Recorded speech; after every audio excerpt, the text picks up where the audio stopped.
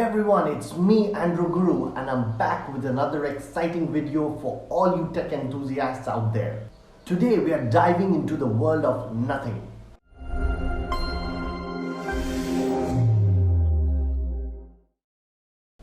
It's time to talk about the highly anticipated successor to the much hyped Nothing Phone 1, the Nothing Phone 2.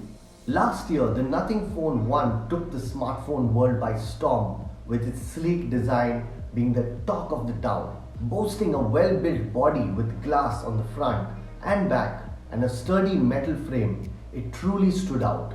The flat display with symmetrical bezels and the unique glyph interface on the back added to its allure.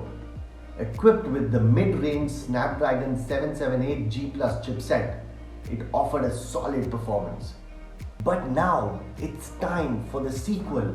The Nothing Phone 2 is set to launch next month, and we've got the first unofficial renders that give us the glimpse of its design. At first glance, you might not notice any drastic changes compared to its predecessor, but upon closer inspection, there are some noteworthy differences. One notable change is the rounded sides of the Nothing Phone 2, replacing the flat sides of its predecessor. This alteration enhances the phone's ergonomics, providing a more comfortable grip. While flat sides may exclude a premium feel, the rounded design prioritizes user comfort, which is very important for all of us. The rounding doesn't stop at the frame. Even the front and back glass of the Nothing Phone 2 features slight curves on the sides. Additionally, the display size has been increased by 0.5 inches, resulting in a spacious 6.7-inch screen. Now let's talk about the unique glyph lighting effects that made the Nothing Phone 1 stand out. In the Nothing Phone 2, there's an exciting update.